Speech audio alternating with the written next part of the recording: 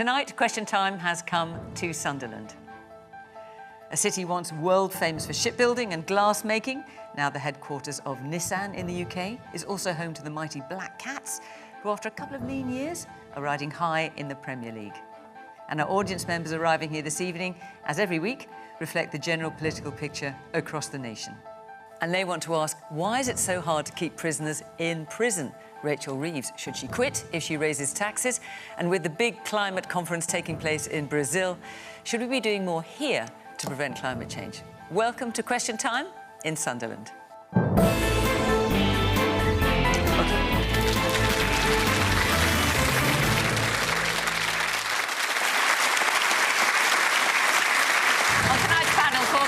Anna Turley. She is chair of the Labour Party and a Cabinet Office Minister. She's also the MP for Redcar, just down the coast in North Yorkshire.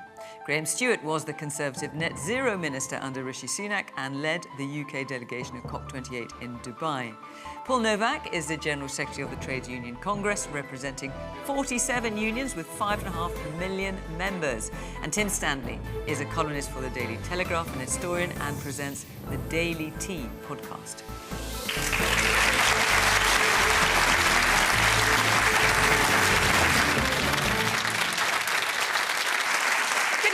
Welcome to our panellists, welcome to our audience here in Sunderland. Very nice to see you all, and welcome to you at home as well. Joining the conversation on social media, or just sit back and watch the programme, whichever is your preference. Right, let's kick off with our first question, which is from Lynn Johnson. Hello, I just wanted to know, how hard can it be to keep the correct prisoners in prison? Well, I can't think what you're referring to, Lynn. So, 2 prisoners released accidentally from Wandsworth Prison in the last week. I mean, there have been others, as we know.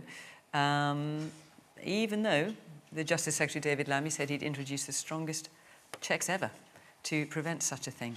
Anna? I completely agree. I cannot understand how this is able to happen. It's been absolutely shocking. The first incident that really came to light a few weeks ago was shocking enough, but to now hear not only are there other incidents, but this is something that is happening and has been happening for many years, almost on a monthly basis. This is not how we expect our criminal justice system to run. We want to feel safe and secure in our communities. So I'm really astounded that this has just been almost accepted as a sort of state of natural disorder, and it's not acceptable. I'm really glad that David Lammy is... You say it's been accepted. Is anyone here accepting it? Within the system, it seems to be that this is just how things run, with this sort of chaos, and it's shocking. So for me, I can't understand in this day and age why we're still having people carrying huge boxes of paperwork around, how things can get lost. I don't understand why there aren't second and third checks. So I know that the Justice Secretary has called all the prison officers in to discuss it with him this week, but I think we need an urgent review of this. I know he's undertaking that, but we cannot allow this to go on, and I'm not going to sit here and point at other parties, because this has been going on for some time. We have to take responsibility for it now. We have to invest in our prisons, our justice system, and David Lammy is absolutely determined to do that. Well, listen, you mentioned David Lammy. Just clear up one thing for me, because after... I mean, this kind of came to... This has been happening for years, as you say, but it came to prominence with a man called Hadush Kabati, who was accidentally released. David Lammy, the Justice Secretary, said he had introduced stronger checks before inmates were released, and he said they would be effective immediately on the 27th of October. 2 days later, the 29th of October, when Sharif was released accidentally, David Lammy said... He said only the other day, actually, those checks were not in place. Now, both those things cannot be true. Were they in place, as he said, on the 27th of October, or were they actually not in place by the 29th of October? He's obviously called for them to be in place by the 27th of October, and the fact no, that he said they were in place. Well, those two things cannot both be true. So they obviously weren't in place because something's happened. But even though he said they were, and the Minister of Justice put out a statement saying they were. But so he's called for that to happen, and it's clearly not happened. So something is going fundamentally wrong in the system. He didn't call for it to happen. In fairness, he said it was happening. OK, well, he obviously, as Secretary of State, so often I'm sure you put out saying this is going to happen from now onwards. And there's obviously such an issue with our system, the chaos that it's in. This cannot continue. And I think this is, for me, I look at this feels like another rock that we've lifted up, and there's just such a mess underneath that we've got to sort out. I feel like our public services have been eroded over so many years that they're in a state of chaos, and there are lots of good people working within that system, but they're just not able to do it because they're overstretched. They're absolutely, pushed to rack and ruin, and now they're struggling to really get a grip of the system, and we haven't put the infrastructure in place to support them. Graham. I thought we were going to the audience. If one person is released from prison who shouldn't be by accident, that's unacceptable, isn't it? And the truth is, Anna's quite right about that. The number released in the first year since Labour came to power, and this is an interesting thing to investigate, is more than the previous 3 years. So something has gone badly wrong since Labour and now David Lammy are in charge. And of course, he came to the House of Commons. He was asked 5 times to be open about it, and we thought maybe he didn't know. Turned out he'd been told the night before. He then claimed in PMQs that he was out buying a suit in the morning. So he'd been told that people had been let out. He then said he was buying a suit. Apparently that story has changed as well. They really are, I think, the most dishonest government I've ever come across. And you may think that we set a bar there at times. And I'd understand that. But it's day after day, isn't it? I mean, but hang on, let's talk about your record, Graham. Graham, let's talk about your record. I mean, at best, when the Conservatives were power, there was 1 accidental prisoner release a week. When it was at its worst, it was 2 a week. And 7,000 prisoners' officers left the service. Every single one of those is unacceptable, Fiona. And that's what I said, every single one. More than 3 years' worth in 1 year since Labour came to power. So it's not this idea which Anna tried to peddle that somehow we've got these broken public services and they're going to fix the foundations. And that story, we've heard so much of that. The truth is, everything has got worse. More people released in error in 1 year than in the previous 3 years, even though anyone being released accidentally is unacceptable. And then we have a Secretary of State, no less than a Deputy Prime Minister, in the House of Commons, answering to the people and refusing to answer the question, even though in the file in front of him, he actually had the details. We've got a government which promised to be more transparent, to be more open, to set higher standards than they'd seen under the Conservatives, and they've done the exact opposite. And they're resigning week after week. And we're barely going to even mention today that the Chancellor of the Exchequer committed a criminal offence in collecting rent for a year without getting a licence. A licence which she first of all said, a bit like David Lammy, she didn't know about. She and her husband didn't know they had to have one. Then it turned out that 2 agents, not 1, had told them they did. Hang on. They collected rent for a year, and she didn't resign either. The whole thing is a mess. It's about trust. The estate agent in the case of Rachel Reeves basically said it was our fault. We said we'd do it on her behalf, and we didn't. That's what emerged. The law, Fiona, if that's your role is to play setting out the objective truth, the law is that it is the responsibility of the landlord. Landlords lose their houses and their livelihoods because they have that personal responsibility. How is it that anyone in this audience would be prosecuted for a crime, but if you're the Chancellor of the Exchequer, apparently even you at the BBC are saying, oh no, it was someone else's fault, they just broke a rule. It wasn't the rule, Graham it was a law. Stewart, even we at the BBC are saying that. The estate agent. These are not my words, they're the words of the estate agent in question. Please the estate agent isn't a lawyer. Please do not put those words into my mouth. We all heard, heard what you said, Fiona. Yeah, I'm quoting the estate agent. The man at the back in the white shirt. My concern is if David Lammy is the Deputy Prime Minister and he gives his word that something's in place, and it clearly wasn't, then as a Labour voter myself, and I hate to say this, then I can't trust what you tell me. I should have the categorical assurance of you're telling me from that position of power that that's in place, and clearly it wasn't, then why should I trust you? I know you want to come back now. There's a man at the back. I can see the arm, but I can't see who it's attached to. Yes, you with the glasses, I think. Yeah, it's all fair, fine and well, playing the sort of whataboutism game about Labour's figures being higher in terms of releases than the Conservatives.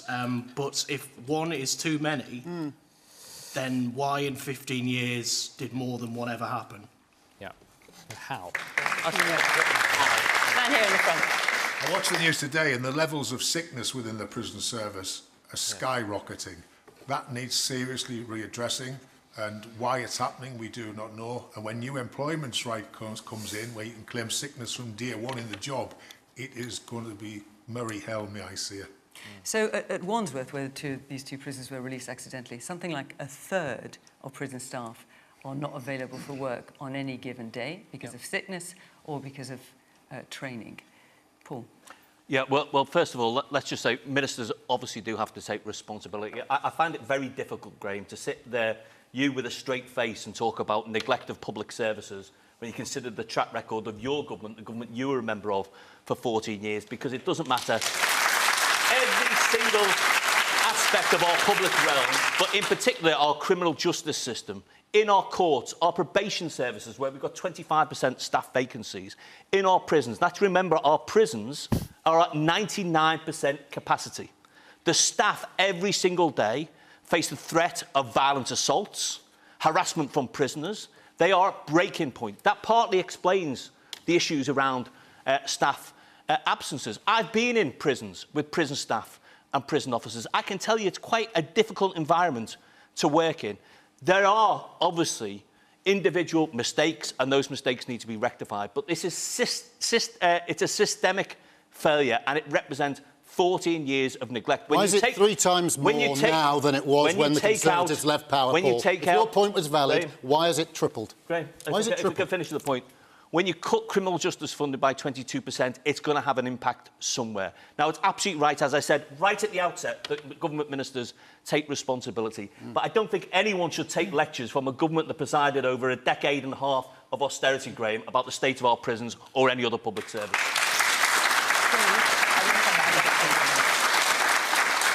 And just because, why has it gone up? Because it has spiked under the new government. There's a range of reasons. Partly it's the pressures that those staff are under. Also, remember, under Graham's government, the government increased the pension age for prison officers to 68. I don't know how many members of this audience would fancy being on a ward with dozens of young men, many of them violent offenders, at the age of 67, 68. It's a difficult and, at times, dangerous job. Staff are assaulted every single day. That partly explains why sickness levels are high. Tim? I just don't get it. The one point of prison is to keep people inside it. So how do you end up shuttling people out of it? And in the case of Kibatu, the Ethiopian gentleman, he actually said to them, I don't think I'm supposed to go. And they insisted he leave and gave him £76 as pocket money. Now, when this sort of thing goes on, I hope someone gets sacked, because a Wally is involved here. It might be a minister, it might be someone junior. But I don't like the idea that this sort of outrageous thing might occur and no one takes any responsibility for it, especially as it now seems, because one of the prisoners has returned himself to prison, that our justice system is dependent upon the honesty of our crooks in order to keep people inside, right? Now, we can have the soap opera, as we've just had, of your government did this, your government did that. The truth is it is a systemic failure. It's an institutional failure. It's a consequence in part of austerity. It's a consequence of a population which has said, we want everyone to be locked up, but weren't willing to pay the taxes to build the prisons to put people in them. It's a consequence of an approach towards prisons which has emphasized privatization and the hiring of private security firms. And very often people are running prisons who are not suitable to do it. It used to be, in the good old days, during the war, people would go from the military to working in prisons. Kind of tough old lags would staff them. Quite clearly, people are now overwhelmed. Just look at the number of scandals of people having sex with prisoners. I mean, that's another pretty good indicator that something's going wrong. Our prison system is a strange mix of very, very cruel, locking people up for long periods of time, giving them nothing to do, young men who have no hope, who are not being retrained, at some point will be released into the community where they know nothing but crime. On the one hand, it's cruel. On the other hand, it is clearly too liberal and too lax. Let's sack a couple of people, but let's also have a discussion about how to fix a systemic problem.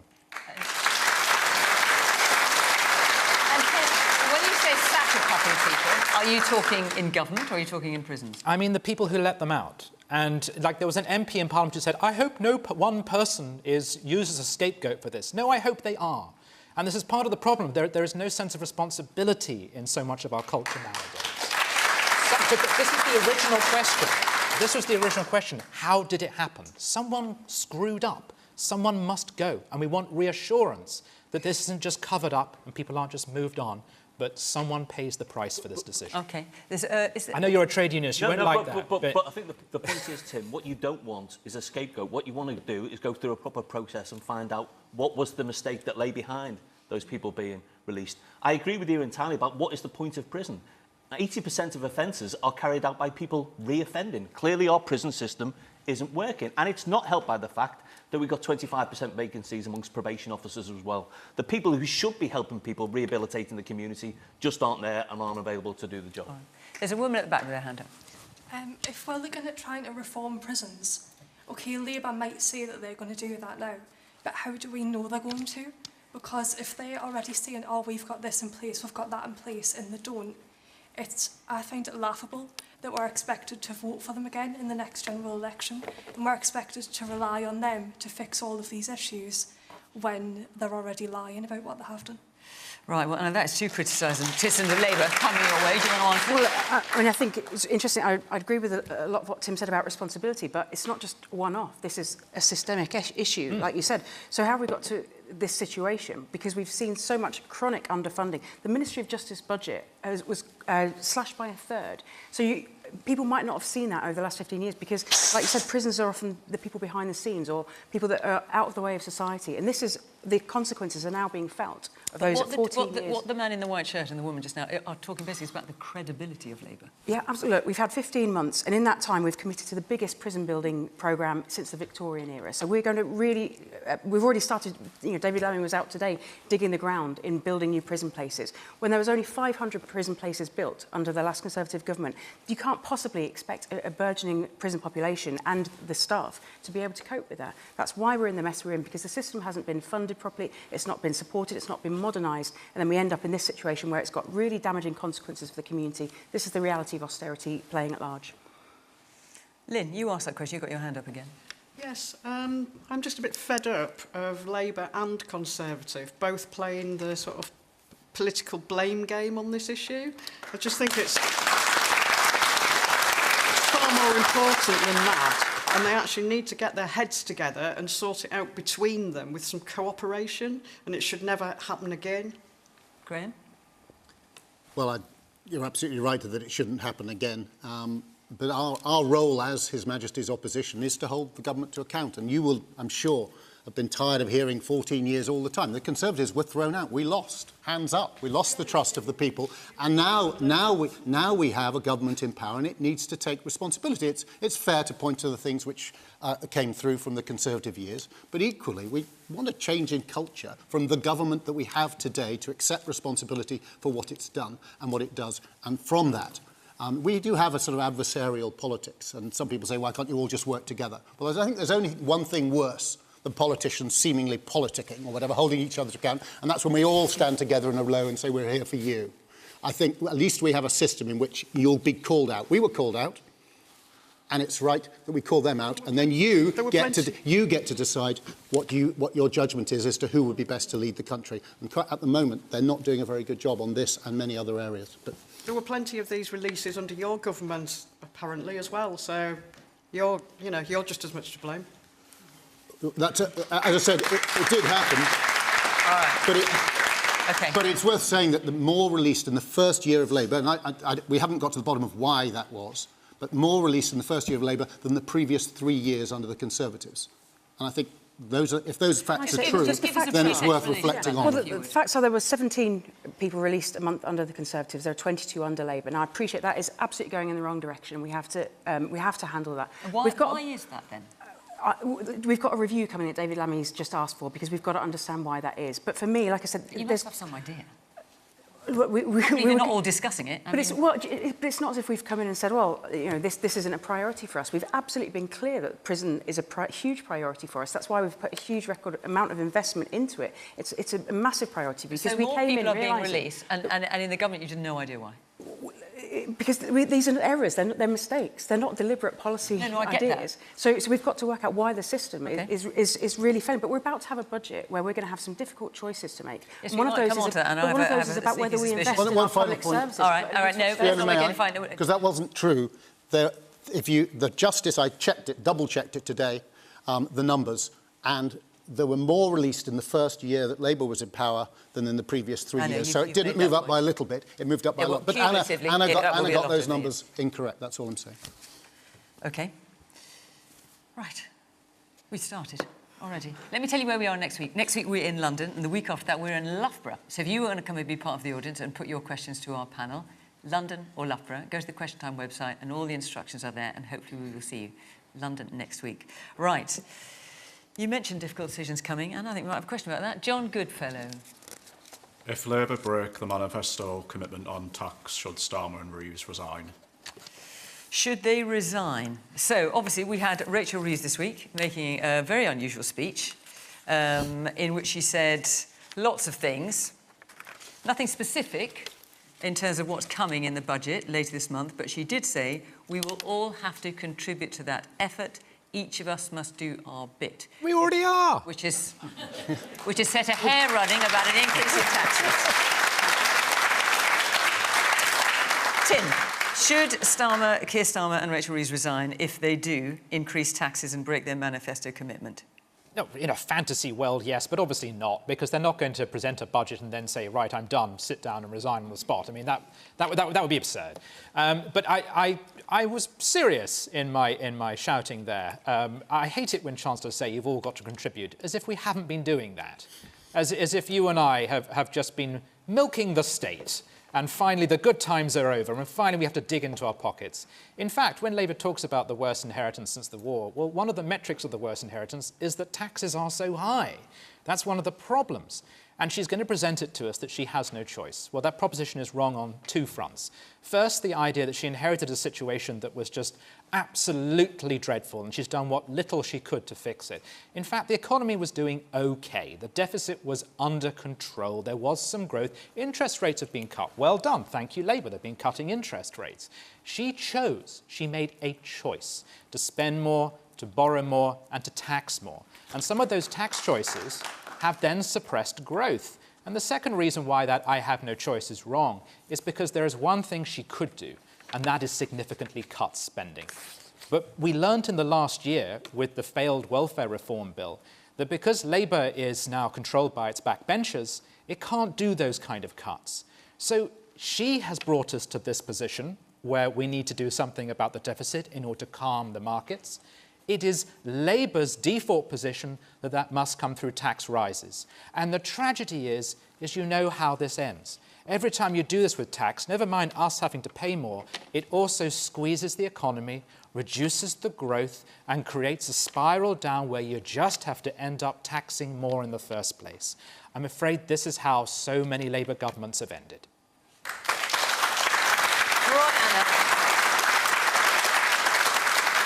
Well, I think, we know that Rachel's got some very, very difficult choices ahead of her. We've had a year of stabilising the economy, but we've got that choice ahead of us is, do we want to return to austerity or do we want to continue the renewal and the regrowth of Britain? And we've just had a conversation about what austerity looks like and what the impact of public service cuts are.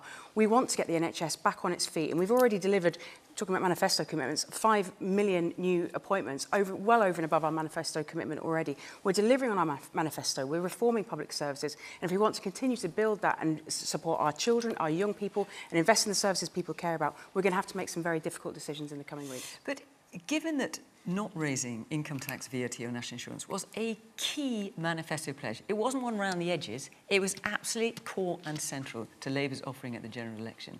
If the Chancellor does break one of those pledges, how is anyone ever going to believe Labour again? Well, I'm not privy to what's in the budget coming up, so I can't speculate on that. But I think the reality is, none of us would want to. We were all elected on that manifesto. None of us would want to do this. But if you're faced with a choice, which is either we just continue to go down a path of austerity, continue to cut back, to reduce the growth. I mean, and the situation we're in is simply untenable. At the moment, 1 in every £10 of government spending is going into servicing our debt. We've got to bring that down. We've got to make sure we continue to invest in public services, because without investing in our jobs, our industry, our skills, our education, our NHS, we're not going to have a flourishing country that can be economically viable. Lots of hands up. Let's hear from some of you. Yes, the man in the glasses towards the middle. Yes. Labour said in the manifesto that they weren't going to increase taxes. That's the first one. And then about a year ago, Rachel also said I'll not raise any future taxes. This is a once-only event. Doing it once is careless. Doing it twice is unforgivable. You'll never be forgiven. Woman in the red cardigan. What concerns me is that we've already got a fifth of children in the North East living in poverty. We're going to raise taxes. That figure's going to rise. What are we going to, how are we going to deal with that? Okay. Man there in the glasses, yeah. Speeches this week, and one of them, Nigel Farage from Reform, rode back on a lot of commitments that they made last year. Isn't it time that politicians actually trying to form some consensus and work together to get out of this mess, rather than being left and right and comparing ideologies? Okay, so another call for consensus, right? Woman here in the front. I think a manifesto should be seen as a legally binding document, and the political parties, when they're formulating them, should take it very seriously that they might be charged with something if they break them. And do you think, I mean, we don't know what's going to happen. If you send them to prison, they'll just walk straight out. The question was, should Rachel Reeves and Keir Starmer resign? What's your feeling on that? Well, I think that, yes, they should, actually, if they do it. I don't think they will, because, well, I hope they won't. I hope they've got a bit more respect for us as an electorate, and that they've promised in the manifesto that they're not going to do that. Okay. So they well, should stick certainly, with it. Rachel Reeves was careful not to say that explicitly in her speech, but she was clearly softening us up for something. But we don't know what. Graham. Thank you. Well, solemn promises were made, weren't they? Absolutely promised to ordinary working people, like people in this audience. We're not going to put up your income tax. We're not going to put up national insurance. We're not going to put up VAT. Then they came in, they invented the black hole, and they said, we are going to put up national insurance last year. And then you'll remember telling the people again and again, studio after studio, visiting the CBI, we will not be back for more. And what happened? Absolutely guaranteed. This was a cast iron guarantee. And what do? They're going to be back for more. They're going to break their promises. And it goes back to the Labour voter who spoke earlier. She said, well, how can I trust a word they say? And the truth is, we can't. They've really, really broken us. And trust was already low. Trust is so important, because how do we maintain a democracy if the words that politicians like me say, you absolutely discount? You don't believe they're going to do it. They don't mean it. And that's one of the things that I'm excited about Kemi Badenoch. She actually is a straight talker. I think she's a woman of principle. She hasn't come out with knee-jerk responses, and she has come forward and said, we're going to tell audiences. Audiences they don't want austerity. But the truth is, another word for austerity is living within your means. And it's all very well Anna saying, oh, she doesn't like the level of debt. Well, if you keep spending money you haven't got, you pile up the debt for our children and grandchildren. And you don't want to hear that. On our schools. Because the truth is we have to live within our means. That means saying to the prison service, you've got to get by on the budget you've got, and we don't go letting people out who are supposed to be in prison telling us it's because, and we'll have Paul telling us, oh, because it's all because of budget cuts. We have to live within to live within our means. And if at this budget, and it looks, all the signals are they're going to do it, having broken their solemn promise last year, they break all the promises they then made, and we may have done it once, but we won't do it again. They do it this year. Then, of course, Keir Starmer and Rachel Reeves need to go.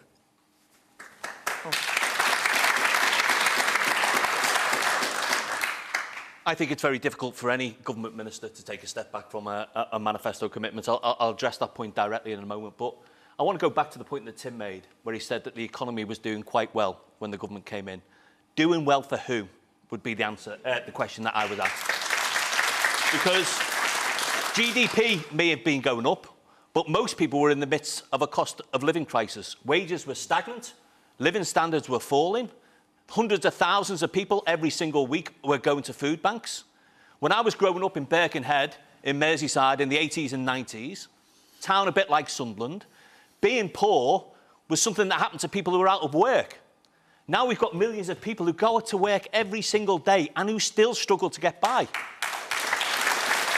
So do you think, Paul, that taxes should go up then? But the woman in the audience talked before about, let me just finish the point, Fiona, about people who were 3 in 10 kids in the North East living in poverty. 70% of those kids have got at least one parent who goes out to work. So they're doing the right thing, but they're still struggling to get by. I think we need the Chancellor to maintain the course she set at the last budget, to invest in our NHS, in our schools, and yes, in our prisons and our other vital public services and infrastructure and industrial strategy. And where do you think the money for that should come I'll get from? to that, Fiona, definitely. I think we need to address the cost of living crisis, and I'd like to see the government take action on energy bills. OK, go on, Paul. Where do you think the money should come from? They are just the other way. We're talking about you should. And I'd like us to address here. the issue of the two-child benefit cap as well. Of course we need to find them. So that's a big shopping list. Where do you think the money should come from? I think it's time to tax wealth in this country, not workers. I think it's time to tax wealth, not workers. And I'll tell you for why. Because at the same time that millions of people were struggling to pay their energy bills and hundreds of thousands of people were using food banks, we registered a record number of supercars, Lamborghinis, Ferraris, Bugattis last year in the UK. The year before, Porsche had its record year for sales in the UK. Now, I don't begrudge anyone a decent car. I don't begrudge anyone a decent car, but there are certainly some people who weren't living through a cost of living crisis. So taxes on wealth, but also taxes on windfall profits. Our big four banks, between them alone, this year have been making £1 billion in profit each and every single week. What did the Conservatives do in 2023? They cut the bank taxes, the bank surcharge. It's time we ask those with the broadest shoulders to pay a fairer share.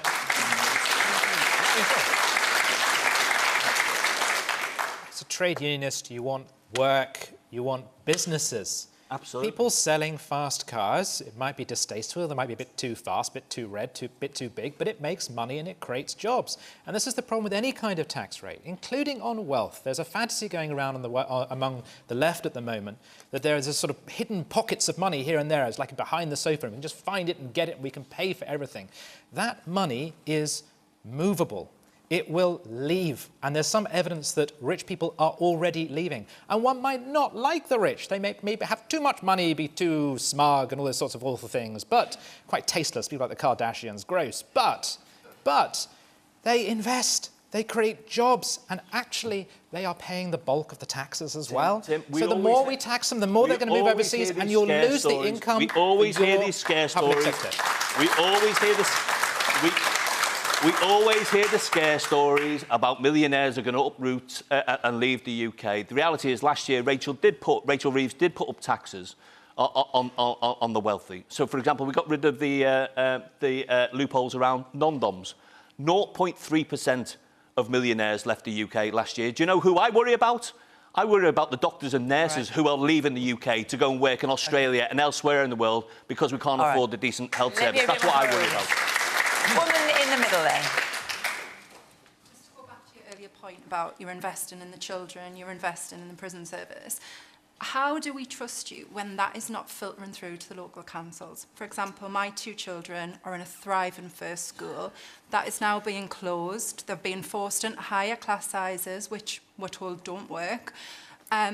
How do we trust you when you are coming out saying all of these wonderful things about education and priorities is our children, but our local councils all following this through? Man in the glasses, I think you've got a blue sweater on. I think, yeah. Yeah, as a Labour voter, I don't think they should actually resign because the public services are in such a mess. We do need to get the money from somewhere. So would you, maybe welcome is too strong a word, but would you be prepared to pay higher taxes? When I voted, I almost hoped they would go back on that promise, which is a strange thing to hope for. But yeah, maybe definitely focused on the wealthier people, though. OK. Man here in the front, you're waving your arm at me, so you're saying you very much want to say. Thank you, Bruce, and my arm's killing us. I've really got to respond directly to that one. I'll tell you a story. In 2010, when Labour bankrupted the country, for the first time, I went with my wife down to the ballot box and I voted saying, let's get these idiots out of power. Now, I'm a retired police officer. At the time, I saw my salary go down year on year. And I was quite happy to do that because when austerity was brought in, it was all about fixing the country's coffers. I was happy to do that. I'm a patriot. Unfortunately, years and years of voting for the Tories, they still didn't fix the problem. And now we've got Labour back in government, blaming 14 years of Tory rule, and they're saying, actually, just trust us. We're going to fix the economy, but we're going to do that while we're picking your pockets. Well, can I possibly trust any of you? Hang on, let me just say, I know, I mean, it's still a really, really difficult time for everyone, and I see it in my community, I see it in the streets, I see it in the doors that I knock. But there are so many things that we are already delivering that I'm genuinely really proud of. I mean, we've had pay rises go up more in 10 months of a Labour government than they did in 10 years of the Tory government. We've had 3 million people get a pay rise on the minimum wage. Now, I know this isn't affecting everyone. It's going to take time for people to feel it. But that together with breakfast clubs, with more free nursery provision, with free school meals, we are desperate to try and lift those children in particular out of poverty that we see so desperately in the North East. This is our mission. We are starting to deliver, but it's going to take a while for us to turn this economy around. What's the primary way you get people out of poverty? You get them into work. And there are 100, what's the area of the economy which is the best place for young people to get their first chance of a job, for people who are far away, they might have had mental health or other problems, to get into work? Hospitality. 100,000 jobs have gone since Labour came to power. 75. And back to the gentleman there about the 70s, that's exactly what happened. And then they said, it was all fine. The footballers, the film stars, all the people who pay the bulk of tax left. And it was classic socialism. Paul will be happy because we'd have a more equal society, because all of us would be broke. Winston Churchill said years ago, the vice of capitalism, the nature of capitalism, having a market society, is that you're going to have some people who do really well and others better. But overall, we're better off. And he said the virtue of socialism, it's equal sharing of misery. You know what, Graham? And that's exactly what they're delivering. There speaks a man who's never been in a low-paid, insecure job. Because there are millions of people... I was a porter at a hotel like you. There are millions of people who go out to work in this country and work bloody hard, and they're struggling to pay their bills right now. Yeah. And your party votes time and time again against improving people's rights at work. So it's trapping people. 4 million people... You're trapping people out of work. 4 million people are trapped in insecure employment in this country. They don't know from one week to the next how much they're going to earn. It is hard to build a life when you don't know how much is going to be in your pay pocket. And the government's employment rights bill will go some way to making work pay, and that's what everybody wants to happen. Three-quarters of those children are in working families. Three-quarters of the children growing up in poverty are in working families. People are doing their best. And you're about to put their taxes up, having promised you wouldn't. That's why they won't forgive you. All right, let's take another question, because the budget, when is it? 26th of November or something? We've got a bit of time. I think we're going to be discussing this quite possibly next week and the week after. Right, Tom Hall. Now, Tom Hall, I know you're with Kayla, and you've agreed that you'll ask the question for Tom. Yeah.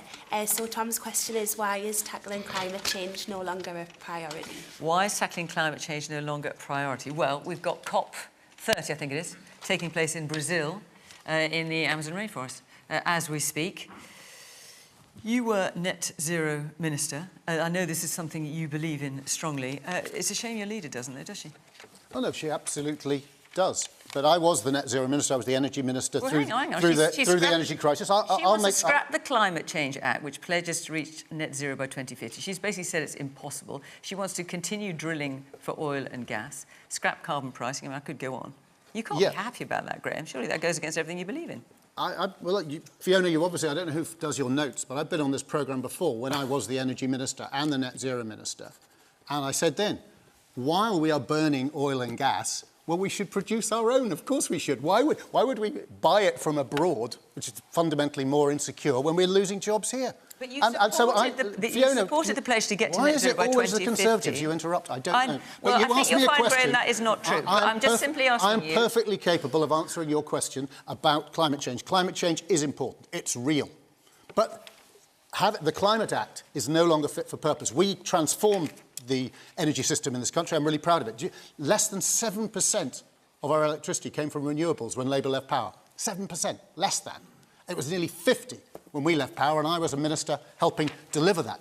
But having the highest electricity prices in the world will actually make the country poorer. No one's going to copy us if we make ourselves poor. If we deindustrialise, we'll be nowhere.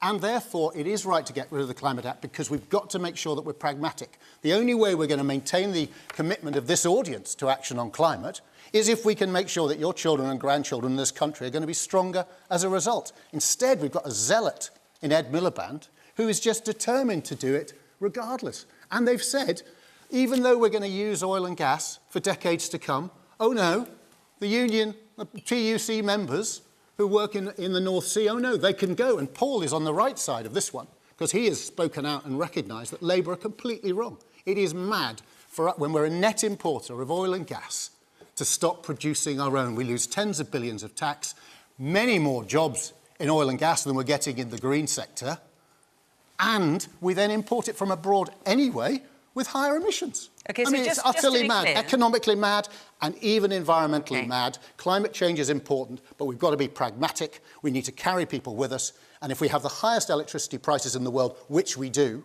well, the big red flashing light issues that I dealt with, heat, how do we change our houses to be heated? You need electricity. How do we change our vehicles? You need electricity. How do you change our industry? You need electricity. If you've got the highest electricity in the world, I Graham, tell I've got you, to we'll let never other people on the panel decarbonise. speak. So it's mad what they're doing. Just to be clear, all those years as net zero minister, when you talked about the importance of reaching net zero by 2050, it's now no longer important. Well, it was the law, and I did everything possible, and we met every single carbon budget we had. We never missed. We kept going along. But you're getting to the point, you're looking at it and going, practically, if we just decarbonise regardless of the cost to people here, if the cost of living is biting, it's hurting people, and at the base of our whole society is energy. Keeping your house warm, having the lights on, and having a job you can go to requires affordable energy. That's why we've come up with a cheap energy plan. Kemi Badenoch's had the courage to do it against the overall views, and she's right. And we've got to be practical and pragmatic and do our bit, but do it in a way which makes us stronger, not making us into a worldwide weakling, which is what Ed Miliband is doing right now. I think both Kemi Badenoch and Nigel Farage's approach actually will put at risk tens of thousands of good quality jobs here in the UK, and I'll talk a little bit more about that in a moment. But this is not an either-or. Graham's absolutely right. We're very clear for workers in the North Sea, thousands of good quality jobs in the North Sea. The government needs to set out a very clear plan, a funded plan, about how we're going to transition away from oil and gas in the North Sea. But we do need to tackle climate change. Tom is absolutely right. It is still a priority. It's right for the environment, it's right for the planet, but it's right for good quality jobs here in the UK as well. We've got 6,000 people working on electric vehicles in Nissan just down the road. Last week I was in Jaguar Land Rover, 10,000 jobs in Jaguar Land Rover. Jaguar is transitioning to electric vehicles. The same is happening in green steel. It's happening in our chemicals industry, our cement industry, and we need to see support in those British manufacturing and engineering employees to make that transition.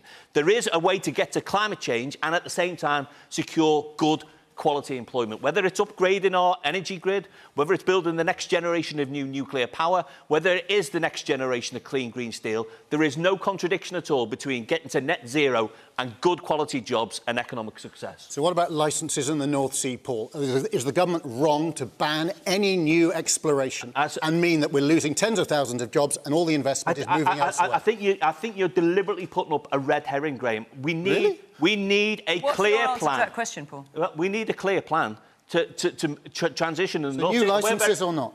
Well, I think if you can make an economic case for it. Of course you can. Just give them licences. They'll make the economic case. If we don't need any subsidy, they'll just go and get it, and we'll get our own, and they'll pay tax, and they'll employ British people, your members, and you're betraying them. If you're not prepared to give a straight answer, you're betraying every single one of those I don't need to tell you how to represent trade union members, and frankly, I mean, you spent enough time attacking trade unions and trade union members with your government. I gave them jobs. We are very clear. We've got jobs. workers right at the heart of that debate about the future of the North Sea, and we want every single one of those workers to have decent jobs. Man here in the front in the check shirt. Hang on, let's just get a microphone to you. Wait a minute. There you go. I'm in favour of net zero, but why are we going to be the ones that pay the price when you've got China, you've got India, you've got the United States all ignoring it? And the man in the white shirt, you've got your hand up just, yes, towards the middle there. Yeah. If we continue to drill in the North Sea, is it not just the petrochemical companies, the private organisations that are going to reap the reward? Because aren't Britain just going to buy it at the value if they're going to sell it everywhere else, market price, yeah. So it's not going to come down. We're just going to make rich people more rich. May I answer that? Very briefly. Not true. We tax it. We get tens of billions in tax. Hundreds of thousands of people work in the industry. But it doesn't make it cheaper. The point you make is it doesn't make it cheaper. Well, any supply, it's supply and demand makes a difference. We have a European oil market. It's refined and it comes into the products we want. If the Straits of Hormuz get blocked, will suddenly realise how important it was to have oil and gas being produced here in the North Sea, not from somewhere on the other side of the world. We're in a dangerous world, and not producing it here is mad, financially, economically and environmentally. On that point, the amount of investment currently coming into this country on clean energy is more than double coming in on fossil fuels. It's clean energy is the fastest growing sector in this country. I'm all in favour of it. And we're out there on the world you could have both. Well, look, yeah, and it's going to be part of our energy transition for decades. What about new licences, Anna? You know it doesn't make sense. There is still plenty that we have to. It's going to be part of our energy transition for decades to come. But the priority is about that transition, as you said. And as Paul says, it's about making a sustainable, fair transition to make sure that we support our workforce. In this region, we've got billions of pounds of investment in carbon capture, in renewables, in wind turbines, in sustainable aviation fuel. This is creating so many jobs in the North East. It's reindustrialising areas like Sunderland, areas like Teesside, and it's really, really important we don't put those at risk. And is the government still committed to no new licences for drilling in the North Sea?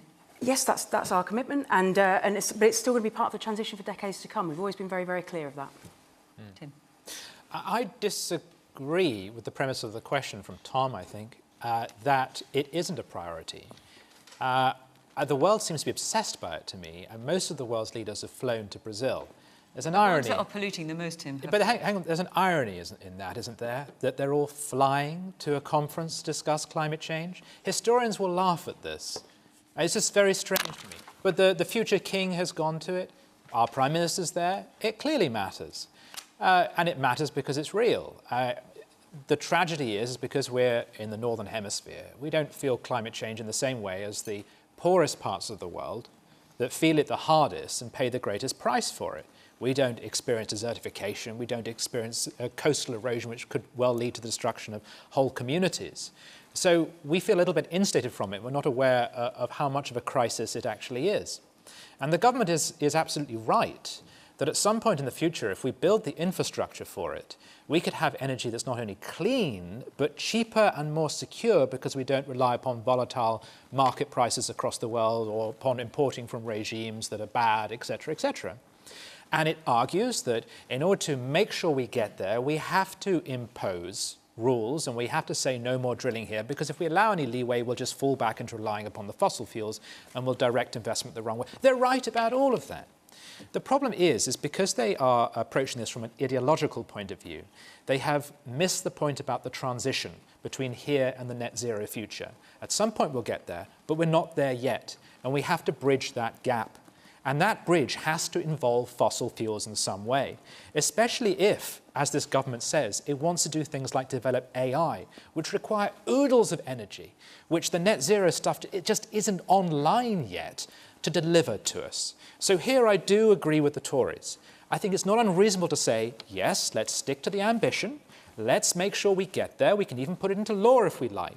But there's no reason in the meantime why we shouldn't use some fossil fuels where we need to in order to bridge that gap. I fear that the ideological approach is actually going to sap confidence in it, and it's going to eventually lead to the lights going out because we just aren't producing the energy that we need to sustain our economy. Woman there in the dark top. As a form of transition, we're building a lot of new homes in this country. Why are we not building energy-efficient homes with electric charging sockets and solar panels on the roof, which will bring everyone's bills down? I think we're really committed to that, and I know we've just had a huge announcement on the number of solar panels going onto public buildings, schools and hospitals and so on as well, because where we're building and where we've got public buildings, we should absolutely be using renewable energy to furnish them. So I completely agree with you. But is it happening? Yeah, well, Ed Miliband's absolutely committed to it. And as I said, well, you know, I think we've committed to 1.5 million new homes in this country. So I think it's really important we have the highest environmental standards on those. And yeah, there's a lot of scepticism you're going to get to that 1.5 million, but I'm sure we'll come back to that subject another day. I've got 10 minutes left, and I want to fit in the last question, if you don't mind. Penny Riley-Smith. There you go. Is the country becoming more violent, or do politicians and the media just make us feel that way? I want to ask you what you think, Penny. I mean, let's just set the context, if I even need to. Obviously, we've had this horrific mass stabbing on board a train, you know, which ended up diverting to Huntingdon, and the stories we heard from that were absolutely horrendous. And that certainly brought the story, you know, the issue to the forefront. What's your feeling, Penny? My feeling is that the more we talk about violence, the more it normalises it. So it becomes easier for people to see that as a way forward. And so the people who are minded to be violent are enabled to carry on with their plans. You think it encourages them? I think so. Paul? Yeah, well, first of all, can I just talk about Huntington? And I just think we should acknowledge the role that Samir Zutan, the guy who fought off the attacker.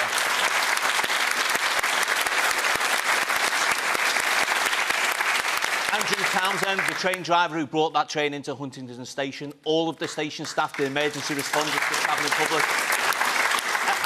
And you know what?